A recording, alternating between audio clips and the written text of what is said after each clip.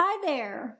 Welcome to Watchman's Health. We want to talk this month about food sensitivity. Well, the first thing we're going to dive into is really what is food sensitivity? Sure, you've heard the phrase, you are what you eat. Have you ever really stopped to consider how what you eat can really affect your health? From boosting your energy to influencing your mood, digestive and hormonal issues like hot flashes. So let's dive into this. Now, food sensitivity is not an allergy. A food allergy is something that's an immediate throat closing, you're calling the ambulance. That's not what this is. What food sensitivity is, it's a prolonged chronic issue. Sometimes you don't even realize what's going on.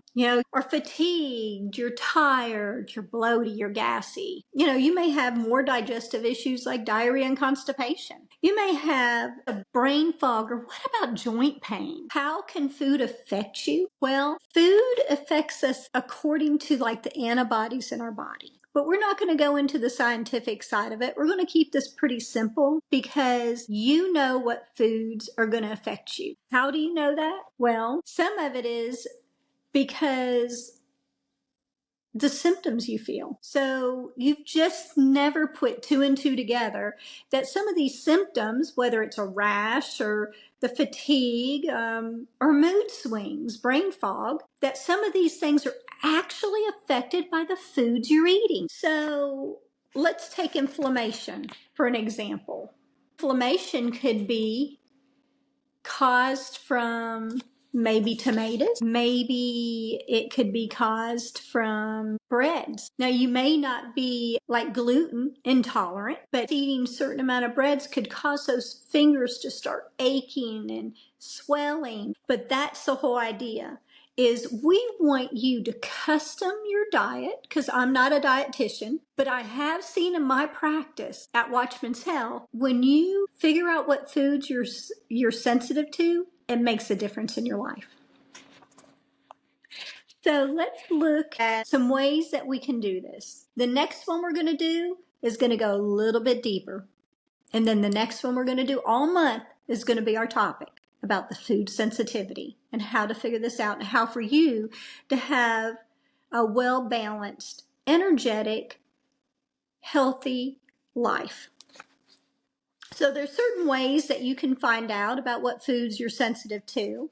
One is there's a blood test, and it's not just your common blood test. It's a dry blood test, and it checks against several different things. Now, some of the other things are elimination diet. Now, that's where you're taking the food and you're pinpointing what symptom you have with it, then eliminating it. Pretty simple. But what is the right thing for you to do?